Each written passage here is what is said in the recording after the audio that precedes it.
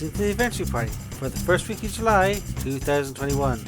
This week, will the party make it through the episode or go for a nap before getting to the point? The Adventure Party, discussing tabletop related gaming the Irish way.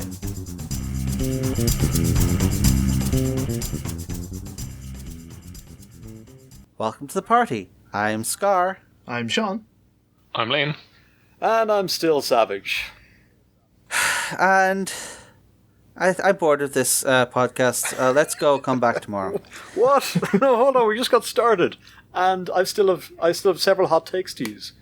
You're running out of my time fast, so you want to use it. You don't have to use it now. This is all going to be fresh to me because, to be honest, when you were discussing the topic, I zoned out a bit.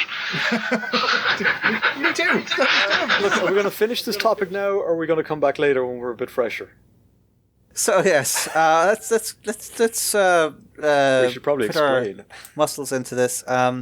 Yes. So the topic today is your party is in a dungeon. They're 10 rooms deep. They've fought through the goblins. They fought through the orcs. They fought through the manticores.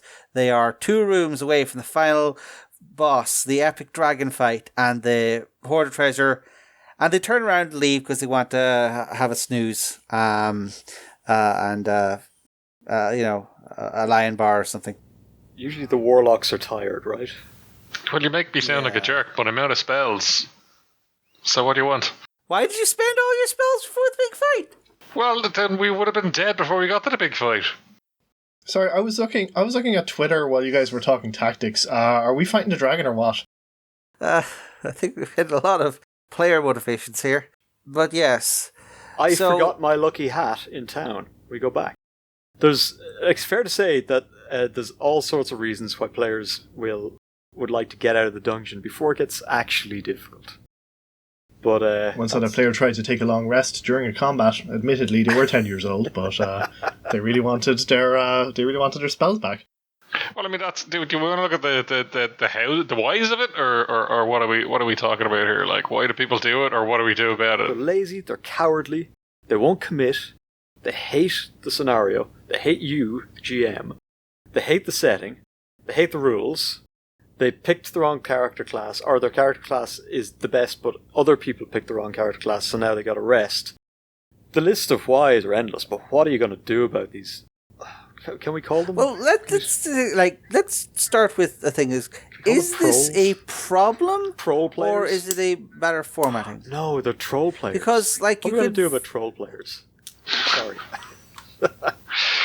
Is it a problem? I mean, it hurts immersion. We kind of put a lot of things on hold when we're doing a lot of your standard gaming. Like, rooms are kind of broken down, and most dungeons. So there are some dungeons that are written that, like, when you kick the anthill, the whole thing goes off. But most of them are nearly written that you go into the room and you fight the goblins, and the orcs next door are all tone deaf. And then as soon as you're dealt with the goblins, you've looted everything, done everything, healed up grand, you open the next door, and oh no, some orcs. So we're already suspending a lot of disbelief already when we're doing this kind of stuff. Either that, or like dungeon door makers and wall makers are just top of their game in terms of sound insulation. So it's not that crazy for us to go, sure, we'll just go back, rest up, and then go back in, because everything up till now has been dealt with in isolation anyway. So why can't we just leave those last 2 encounters isolated and come back to them? For me, that sort of comes into the idea of a GM who has this problem is probably not thinking of the dungeon as a set of street encounters, but as a progression of, you're building up. And they're expecting this emotional climax in the big fight at the end. But the players are possibly looking at each piece of dungeon as its own little thing. And it's just like, well, we've had enough bites of our meal today. Let's pace ourselves. Go get some after dinner mints, rest up, and then maybe take some home on a dog bag for later. It's a question of, is this content to be consumed, or is this part of a greater narrative structure?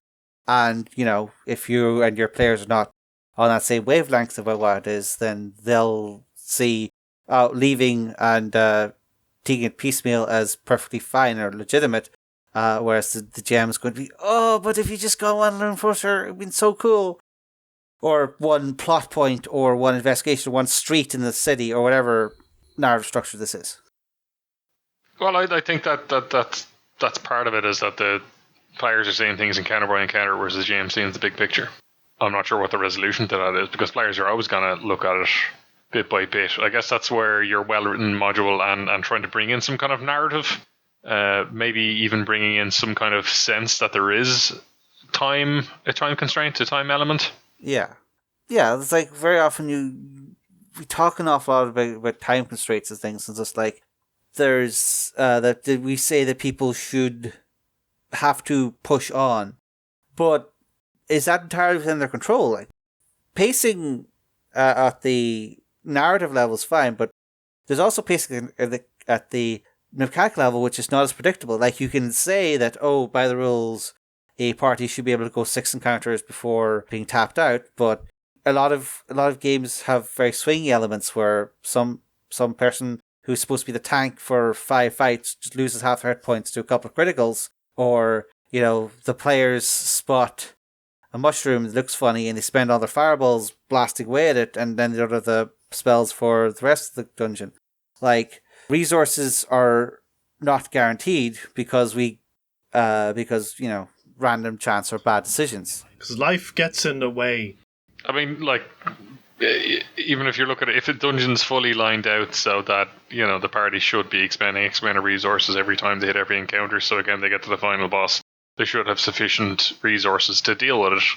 That's fine, but the games we play have random chance. So it could well be that when you were on the previous fights, your side rolled a whole bunch of suck and the bad guys rolled a whole lot of great, and you're a lot lower in resources than you expected you would be. So then you go into the final fight and will get pasted because you're out of resources. Yeah, like, do you expect the time limit? Is it better for the players to go in and get killed in the final fight, or is it better for them to back off, marshal what resources they have, and let the time limit run out to have the princess be slain or whatever? That's sort of their choice, though, isn't it? I mean, it's something you could even, like, you could gauge as a GM easily enough and go, like, how are you for spell slots? How are you for healing? And and you could probably, maybe this is probably savage. You're probably going to eat the head off me here for being far too soft on people, but maybe that treasure chest doesn't have a +1 sword and it's got a bunch of potions or something in there instead. That might encourage them to keep going. That they would now have the resources to get in and do that next fight, and you might keep the time going.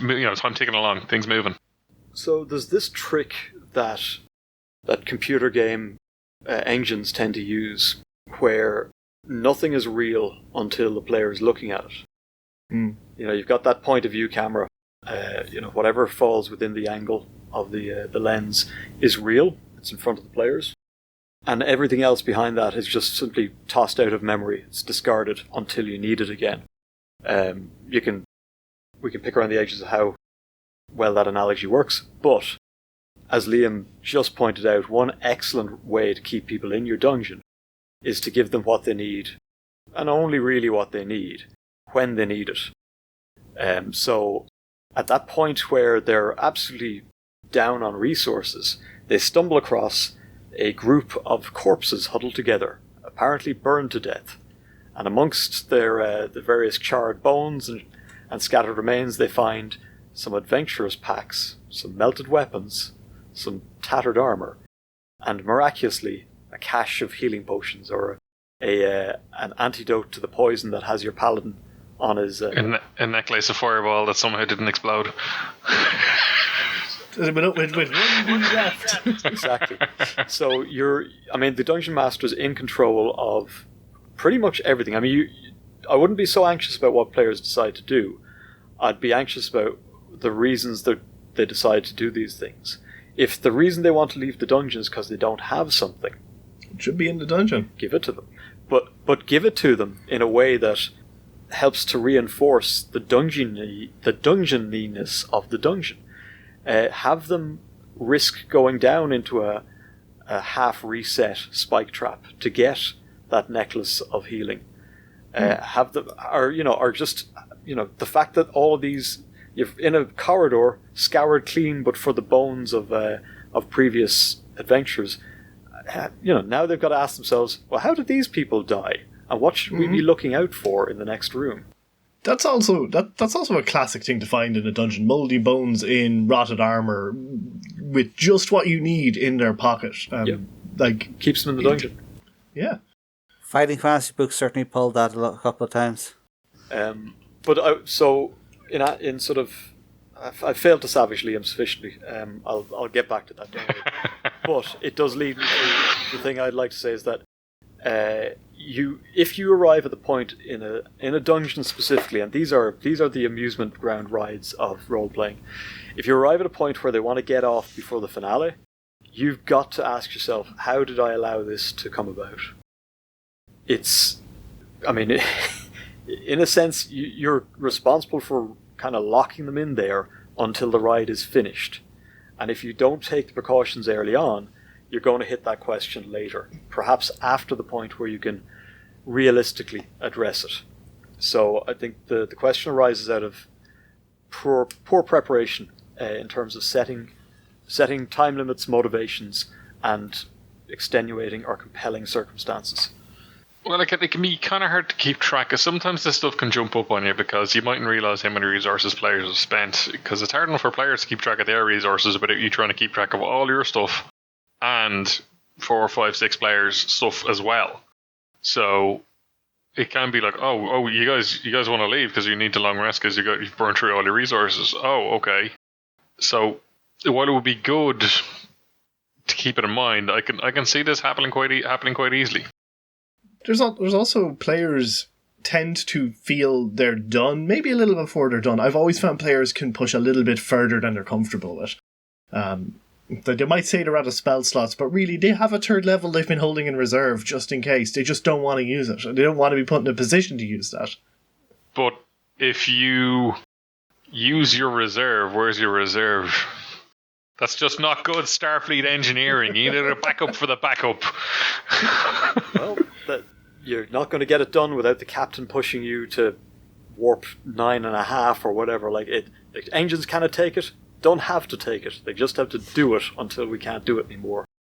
Alright, so say as a dungeon master you have failed to account for how refreshed your party are, and you have failed to account for pacing in the dungeon. What I always like to have, and I think this is in a lot of dungeon structures, is a couple of known safe rooms. Players will find a room, it's pretty isolated, it looks like no one has been here in an age. Ooh. You might be the first party to have ever discovered this room, and the door looks very barricadable. Let them have their hour before someone follows their footprints and finds them, so they can have at least a little bit of rest. But aside from that, I always like to look at dungeons in sort of a time frame. How I always worked out in my head reason the goblins don't notice you killing the other goblins next door is, maybe minutes to at best hours are passing as you're working your way through this dungeon. You leave and go for a night's rest. Well, then people are going to start going for wanders. People are going to start noticing that all of their friends are dead. Someone will need to go to the Jacks or go get a sandwich. Yeah, so if the players bail before the last boss, well, maybe you just deny them that last boss. When they go back, there's nobody there. There's no treasure to be found. There's no boss to be killed. If something was on a timer, well, that timer has expired. That'll learn them. Yeah, well, I really feel timers cannot be a secret. The players need to know about the timers. Yeah. How do you communicate that then? That there's a time element? I suppose they overhear that some minion discussing the imminent departure of the threat, or no? So if there is a time element going in, the players should be aware of it. Like, oh, we have hostages that need rescuing. Players are aware there are people down there. Maybe they have a hint of what the nefarious plans are. But if time wasn't an element going in, and the players get to the last room and they're like, let's do this tomorrow, well, in the 8 to 10 hours they are not here, that last boss is not going to sit on his throne waiting for them. He's going to get up and go to the Jacks and have a sandwich, and when he'll notice all of his friends are dead. And Is he going to go back to sit on his throne once he realizes all his friends are dead?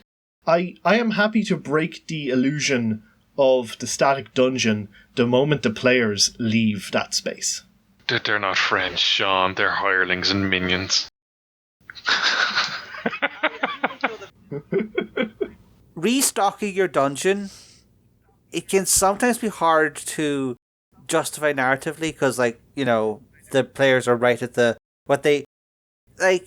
Is it cheating to say that there's a back door in the dungeon which they can bring in like 57 more orcs from Orcs Anonymous? I wasn't suggesting restocking. I was suggesting emptying out the remainder. Yeah. Oh man, they flew through these 8 rooms without learning anybody. These guys are hardened adventurers. Let's get out of here.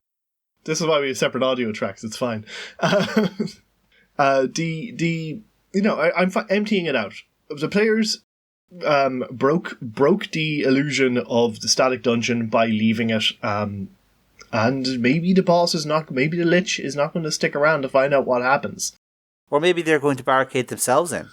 Maybe they're going to turn on the really nasty traps. Maybe they'll be really ready for them. Maybe they'll be extra ready for them. Sorry. Is this not also a bit of a double standard, though? How do you mean? Throw it at me. Because, like, as a GM, we kind of, like, as Mick said earlier on, like, it's not painted yet, or what's out of sight isn't done. We all know that, you know, when the PCs walk in is when that thunderstorm is reaching its crescendo, and when the bad guy will pull off the tarp to reveal the monster that they've been working on reanimating. And, you know, it's when the PCs get there is when that thunderstorm's at its highest and this thing's gonna animate. I was playing that module and like still think it was the height of nonsense that the monster animated the moment we entered in the room. But it was good crack, nevertheless. It was good crack, and I thought it was ridiculous. And for a very well written module, I thought it was a little bit of a letdown. But I was like, this is clearly just playing into a trope of the genre, so I'm just gonna roll with it. For the goons who could only book the front of theatre seats and are now staring up at the screen, too big for them to take in. What are we talking about? Which module is it? That was. That'll be a spoiler anyway. But basically that's. Yeah, sorry. So even knowing the module, you might be expecting to walk in on the bad guy reanimating a corpse. Yeah, there you go. But yeah, like that's an example. But like so many modules have it that the bad guy is doing something, and it's when the PCs arrive is when that is activated. And that'll be regardless of whether how many long rests the PCs took in between the previous 8 rooms, or whether the PCs hopped on horses to get here, or whether they walked, or hired a wagons or flew. So we're already kind of bending things a bit, but it's to suit the GM. The dungeons are incredibly artificial. Yes. And I think we can consider 2 basic buckets we can throw dungeons into. There are the dungeons that are a function of the joy of exploration. The mega dungeons are the ones that come to mind here. That you're meant to take breaks from them and come back and mapping them out. They're convoluted, they're huge, they're full of secret traps and passages. They're there to exercise the exploration pillar of role playing. And these are the dungeons as well that regularly have safe rooms. Yeah, they're largely, they've more of an ecology to them. You're given space to find different factions that you might pal up to, or safe spaces you can hole up in, or other ways in. Get so far into the dungeon, unlock a sewer outlet that lets you come back to this point, to the save points. The other type of dungeons are functions of narrative. They're more like the fairground rides we go on. The ones that sort of take you along a track. A haunted house being a perfect example. This is the dungeon where the mad scientist in the final room is animating a corpse at the moment you walk in. Exactly. Because they're functions of narrative. Now, if they're functions of narrative, they have to obey some narrative laws, including stakes, principal actors, and pacing. Which is why the corpse animates the moment you walk into the final room, because it was always going to animate the moment you... Just like the storm is what drove you in here and prevents you from leaving. Just like the threats escalate as you go deeper and deeper into the dungeon as they build to the crescendo. And just like, as it so happens, the whole place falls down around your ears when you kill that reanimated corpse, because narrative stuff. Both mega dungeons and narrative dungeons, there's awful examples, there's good examples. Let's assume these are good examples. So the narrative dungeon kind of takes care of... The narrative dungeon is the one that really has a problem with people leaving. Because if you stop the story and come back to it, it's like hitting the pause button on a movie and then going away for 3 weeks and everyone else is like, we want to finish watching the movie. Just come back, play the down, and see the last 20 minutes. But the answers are all there in the rules of narrative as well. How do you keep people in the dungeon? You set up the stakes, and the things that keep you there are the things you want, the things you need, and the things that you can't control. The reason you came in to the dungeon in the first place is there is the same thing that should keep you in that dungeon until you get it. Not leaving here until I get the mask of the Golden King. Not leaving here until I find the antidote that will cure my brother and save his life. And needs and timers just kind of play into each other. And threats and expectations are also useful. At these dungeons, I feel, at least in my experience, they're less about exploring. I mean, there is exploring in them, but they're not here for the joy of exploration. You've gone into this dungeon for a narrative purpose. There's something or someone you want as a player, and that alone should be drive enough to keep the players in there. How about another one? How about the tactical time waste or the tactical dodge? Go on. We're all, I'm GMing a game and you guys are all a party and there's a fourth player, Sinead or whoever, and she's got her very combat orientated character. Without them, I don't want to go into a boss fight without them. I don't want to hit that room without them. Yeah. I mean, it did happen recently in my Warframe game where the wizard has missed the last couple of sessions here. And there was a few dodges of a few encounters that would be a lot easier with a bright wizard. That bright wizard never showed up, and we never went into those rooms. That's just how it went down. Avoiding sort of the avoidable is, I think, good canny play. Unless you are absolutely going to be led through by the nose through every encounter in the dungeon by your dungeon master. Well, it's not so much avoiding. It's not an intent to avoid it totally, as much as we'll get back to that when we got a wizard who could fireball an area and clear out. We reckon there's going to be like 20 rubbish guys in here who will swarm us. But if we got a wizard, he'll go and blast them all out of it. Yeah, everything's simple once you have the answer. That's a good point, Savage, is that there is this sort of nebulous idea of like good play that sort of cuts through a lot of this sort of dungeon pacing stuff. It's like the idea of being efficient with resources, the idea of dodging around an encounter that you don't need to fight. And it's just like, some people will say that's smart play and it's good to do that. Others would say, well, I came here to fight goblins. I have a goblin slaying sword. I want to fight the goblin. That's the fun of the game. And then they charge in, and it turns out there's hobgoblins as well as goblins, and they lose half their hit points.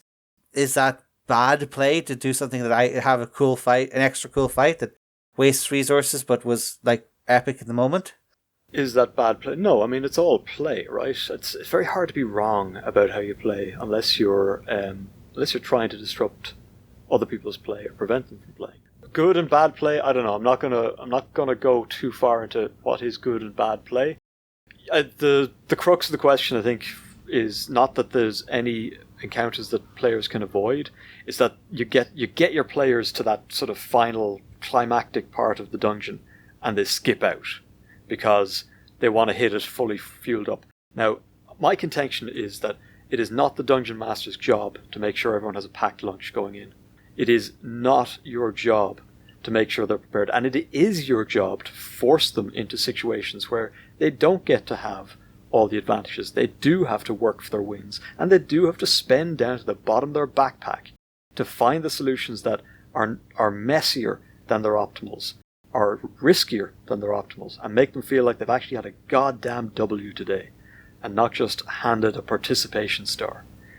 It's no fun. Like, you don't get off the end of the small world ride and feel like you've conquered the small world ride. You've got to fight your way past deadly animatronic bears in a burger joint at night to really feel like you've beaten the ride. But Mick, that's what you find fun. and that might be what your gaming group finds fun. But some people like turning up and blowing way too many resources on a fight and then going, let's have a rest. Now, it's not my style of gaming. I don't like it. I love the resource management. To me, that's part and parcel of why dungeoneering as a style of game works. Because it's as much about husbanding your resources and using them appropriately as anything else. But some people just don't find that fun.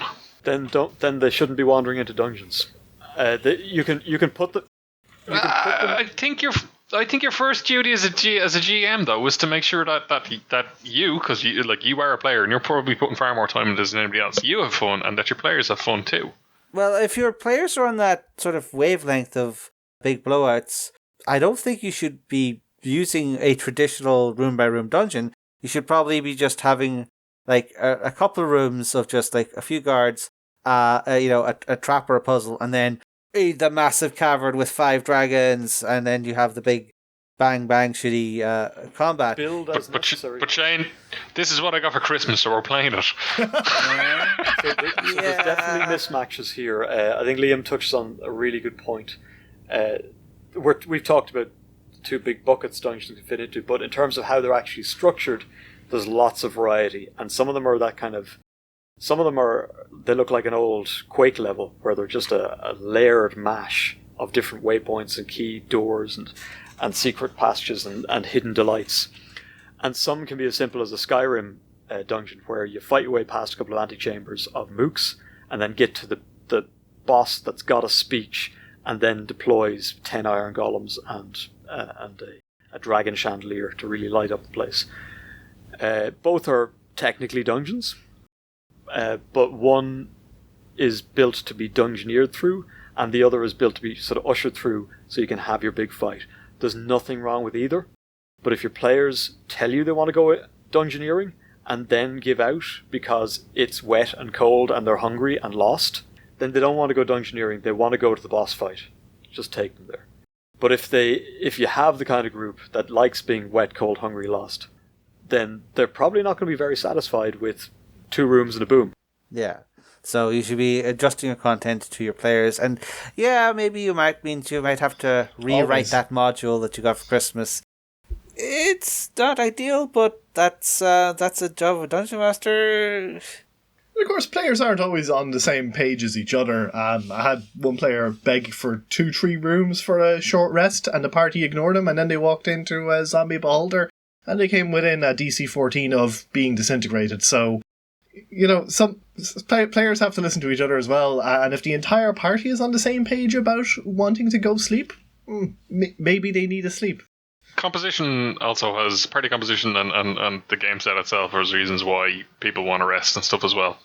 The box standard 5th Ed Rogue has no reason in the world ever to want a short rest, aside from rolling a hit dice. That's it. Yeah. If they can chug a potion, why would they rest? Yeah, like they gain no mechanical benefit from short resting. And barely anything out of long resting other than getting hit points back. Some of the fancier rogues get some stuff back in a short rest. I was just saying a bog standard one. Yeah, a standard one doesn't. It's often maligned, but I feel like the tension between short and long rest in 5th Ed might be one of the cleverest ways of picking apart an otherwise unified party.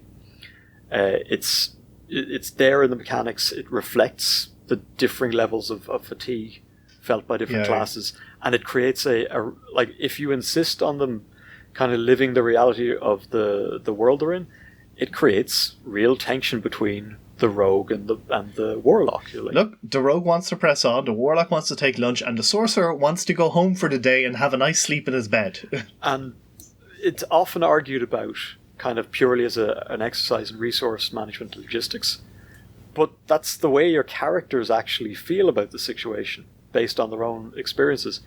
Might be interesting to do 5 or 10 minutes inter-party role-playing on that, and from that see if you can come up with a solution. I don't know. I guess I'm having flashbacks from memories I thought I had. I had suppressed clearly from playing 5th Ed, and the tipping point when a fight's won, and people. If fight's won, it's just a matter of throwing out a couple of attacks. The bad guy's not a real threat now, and somebody still blows their top tier spell slot, and you're like, what are you doing? And then we're gonna have to take a short rest. So it's not a system I'm a fan of. because of that whole mechanic and the differences between classes and why they want to do it. Like, it's, I don't know, bad memories.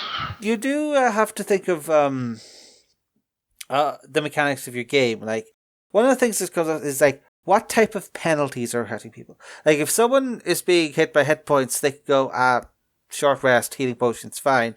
But say they're getting hit by, like, ghoul paralysis and they're frozen like a statue for an hour, or they've, like, taking, like, 5 points off their strength because they were touched by a ghost. Azil had a bite of them. Yeah. So it's like, you have to, like, one of the resource management levels of something like D&D is, like, balancing your cleric spells and not just healing, but also, like, restoring stats or ending paralysis or disease or what have you. That's one thing, but maybe well, first off, there's the question of, does your party have a cleric? If not, your DM should really be, chopping out, well, this guy has, must get a cure disease potion in 5 hours or die. Well, I should probably either take him out or add a whole bunch of cure disease potions into the room beforehand. So hold on a second. Those are two different questions. Like, the top of the show, we asked, like, how do you get players to stay in a dungeon when they want to leave, purely for comfort reasons? And it is player comfort that we initially started this on. They just want to leave because they don't feel like they're completely game ready, as opposed to, why would players leave a dungeon? What's a good reason for players to leave a dungeon? One of the party will turn to stone forever in 5 hours is a great reason. Pretty good reason for the party to leave the dungeon. If they do everything they can to kind of avert this disaster while in the dungeon and can't find anything, then their new mission is stop Johnny Longlegs from never sprinting again because he'll be petrified. So the GM who desperately needs them to get to the final room should probably not have that basilisk Medusa or whatever. Yeah, okay, that's probably shouldn't be petrifying your players. Yeah, don't put showstoppers in there if you want them to get somewhere. Like, if you are running a narrative style dungeon, don't put showstoppers in that are going to, like, don't self-sabotage. I mean, a basilisk should be easy to foresee that could cause that problem, but it's very easy for you to overlook a big long ass spell list and miss that flesh to stone spell. Look, as a DM, you don't have to use it. But you cast it, and then you just realize after casting it, oh crap. I'm just going down the bad guy spell list. I got the highest level to lowest level. Yeah. Hit flesh to stone on the like way. if you know there's a showstopper in there, then foreshadow. Give players warning. Foreshadow and give them a chance to be smart. Give them the chance to get around it or put on blindfolds. I'd be more worried about you not knowing it's there. Not knowing it's a showstopper until after. After you realise afterwards, the cleric doesn't have stone to flesh. In that case, we send the encounter over to Hedo Owen, who's going to do a Deadliest Encounters episode on it. Because it is a unforeseen problem. And we can lay some of the blame at the feet of the writers in that case. Sometimes they just flip through the monster manual and they put their finger on a page. CR something. Yeah, that's right. CR put it in. I mean, there's always the elephant in the room as well, which we haven't done. Is PC death is another reason to turn around as well. Like, somebody dies, okay, we need to replenish the party, Otherwise, look, Dave can't play anymore. He's just going to sit there on Twitter while the rest of us have fun. There are other ways to handle that. Some of them less elegant than others. Yeah, I'd hand Dave the big bad's character sheet at that point. Like, right, we're going. Dave died just before the fight. Dave gets to try and kill the rest of the party. The classic. I mean, there's the classics as well. You wander into the next room and it's a dungeon and there's a guy tied up in there. And guess what? That's the new ranger. She's going to join your party. Mick's idea, though, has got me to one of my last points is the players have decided, okay, we're leaving, we're going back to the start of the dungeon, and we're going to rest just outside. Do you, as a GM, have license now to have the big boss notice all of his dead friends, go, right, time for the shanking knives, and go out of the dungeon to take on the sleeping players? Is that cricket? It's like asking me, I'm being sieged. Do I have license to pour boiling oil on the people who are just sitting outside the walls? Well, yes, of course I do. Yes, but make it clear to your players. Yeah, I think I'd go with a returning scout party before I'd go with the dragon coming out to see who's at their door. Anyone smell the kind of a cooking smell, like someone's boiling a lot of oil. Is that something we should be worried about? No, shut up, roll over, go to sleep. Right, you deserve everything you get. Mine's a Moria style, the drums start banging. Yeah. Yeah, I do think you should probably foreshadow, like, sleeping in front of the dungeon, which is the dragon's territory, might have consequences. I do think possibly one of the things to head off before, your players make this decision is to sell him, like, do you have a safe place to sleep? And that's easier in some places, some systems, like 5th Ed has the magic invincible Lehman's tiny hut, of total invulnerability. Because, no monsters can cast Dispel Magic, because we're not allowed to have third Ed monster spells anymore. My hatred of the D&D spell list is well known. Things like that are one of the reasons. So I wrote at the top of a page here, on this question, how, as a GM, do you make any U-turn into a 180? So they're heading out the door. You've not planned, you've not prepared, you've not obeyed the laws of narrative structure. And your players are, they've spent down to their last cantrip, and they're now leaving. But for whatever reason, you've decided not to indulge them. How do you turn them around without simply forcing them to do so? Now, I ran into this while running a game, and I handled it exceptionally badly, and it taught me a great lesson. How did you do it? Tell us, Phil.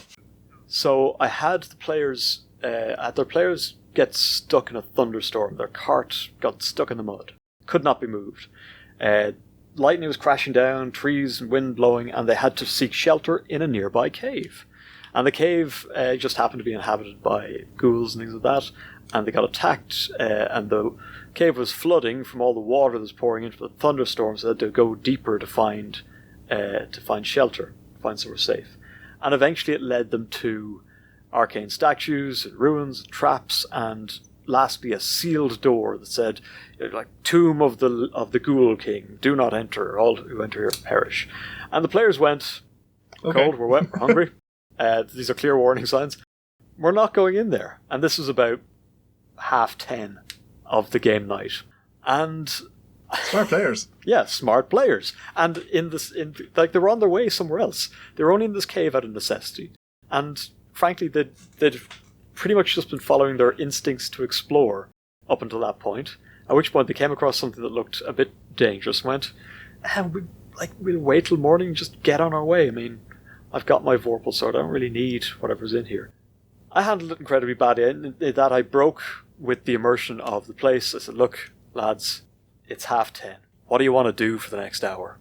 And they sort of agreeably lined up and kicked in the door and dealt with the Ghoul King and got some loot out of it. And there was a big encounter and had giant spiders and all sorts of stuff. It was great fun. But I think it'd be hard to say that I'd done anything particularly good or useful there as a GM. I'd set up the encounter, yes, but I hadn't given them a good... what I should have done in hindsight is really flooded the place and indicated that the only way out was probably through the chambers of the Ghoul King, at which point we've got great fun, because not only are they fighting giant spiders and Ghoul Kings, but the place is flooding. So, in hindsight, that's how I would have done it. I mean, it's not... So I think honesty is pretty good there. If you've only got an hour of playtime left, and you just say to the players, look guys, this is what I've prepared. If you guys don't want to go in there, then we can just leave it, and we'll call the session here and just talk crap for the next hour. Yeah, and they were really great about it. They could have dug in, and they could have said, no, you, I'm not risking my character playing for a year on some hokey dungeon that you dreamed up and didn't really think about. So they were good. Your time is fine. Your time is fine out, and if they're willing to, call it there, they're willing to call it there. Now, as a GM, it's a bit frustrating because you spent time preparing the rest of that dungeon, and like there are reams and reams and reams of stories on the internet of like, there's memes and tons of memes for it of like, intricately developed plot players wandering off the other direction, But what do you always say, Liam? You say never let them see you bleed, right? And that was my failure there, was I gushed GM terms and simply sort of stamped my feet and went, well, it's what I made, so it's what you're having for dinner. And they had every right to turn around and say no. Well, but that's it. They can choose then. They can go, okay, well, if that's the case, you're giving them the choice, and players love agency and love choice. And if it's their choice, they go, okay, you don't have anything prepared for the next hour, let's go on in there. Or we'll rest, a compromise, we'll rest, and then we'll go into it in the morning when we actually have our spells and stuff like that. Or they just go, fine, we'll call this session here an hour early. That's fine. There is a responsibility on the players to want to play the game, and if they decide that the dungeon they're in is not the dungeon they want to play, then they need to be happy with ending the session. But I can't reinforce this. I can't reinforce this strongly enough. The players were entirely agreeable all the way through. But in the course of playing the game, they could not come up with a good reason to go through that door. They couldn't come up with a good reason in which to buy into the thing I'd bodged together. Well, look, But that brings me back to the question: how do you make those U-turns into 180s? I think the flood would have been a really clever way to do it. I just didn't think of it at the time.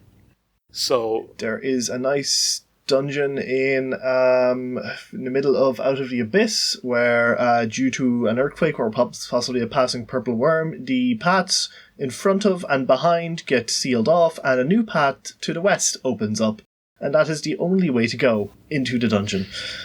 Or was there like railroads and a minecart on there as well? I mean, that's the question here. How do I railroad my players back to the boss fight? Well, I think you can do lots of interesting things, but ideally, you make it seem like it's circumstances beyond players, beyond your control. You know, well, of course you could leave this abandoned dwarven mine, but unfortunately, all the fighting and those fires you set have set the upper levels ablaze. You're going to have to find another way out. There's burning timbers raining down through the mine shafts. There's one way. Lock them in and set the house on fire is probably a very good way to. I think you can do it a bit more clever than that. I think if you can give them the illusion of choice, yeah, it often works really well. I don't know if you guys have played the Wolf Among Us. I think it's probably the best of the Telltale games, and there's an awful lot of that where you're given choices, and most of them are utterly inconsequential, and only a handful of them actually change the narrative in a serious way. But all the time, it seems like all of your decisions have big weight, and that's really clever. So, and if you can do the same yourself, where it looks like the players, their decisions like that have big weight, then the front and back paths collapse. There's a new one. It's clumsy. It works, but it's clumsy. I'm a big believer in player agency and choice, so if I was in that situation, I would probably frame it in terms of consequence. Now, it's not always going to be possible to do that. In Savage's case, the Tomb of the Ghoul King is sort of by default a player decision 100% to go in. And if it's not, they don't kick in the door, the Ghoul King will not wake up. But if you're on a narrative dungeon kick, you should have a clear set of consequences in your head. Like, if they leave now, this experiment will fail, this ritual will be completed, or this army will be raised, or diplomacy will happen, and the good king will be deposed. Have a good idea of what the consequence of an action is, and give it as best a idea to your players of that consequence. If you leave turn around now, this consequence is likely, maybe not definite, but very likely. And your players know that because you're part of the world, you know the politics, you know what the dragon can do to an extent. Frame it as consequence. And if they are willing to indulge this consequence rather than risk that final fight, that's material. That's material. You've shown the players have shown how far they're willing to go, what their commitment to this situation is, and from there, you have all the abilities to build the next dungeon. We're back to the ticking clock. Yeah. Well, we've certainly rung the clock on this one. I'd say this might be as good a place to leave it as any. There are answers to this question that can suit either a narrative or an exploration sort of focused or a mega dungeon. You kind of want to think about this question before the dungeon starts. And a lot of this can be done for, this advice could probably be applied to non-dungeon plots. Like, the point is the sort of enclosed plot line, the situation, the city, the investigation, we must find this killer before he kills again situation. Anything that the players have the option to pull out of, you have to consider a lot of these same things or something very similar. Life, much like dungeons, leaves us in cold, dark corridors making hard choices. But perhaps we can, we'll wander our way loot-laden with knowledge, if not any actual material wealth, out of this particular dungeon. Yeah. So if you think we've left this this topic one room too early, you can hit us up on our social media and complain to us and tell us if you the dire consequences of not completing the podcast. But for now, this party's over.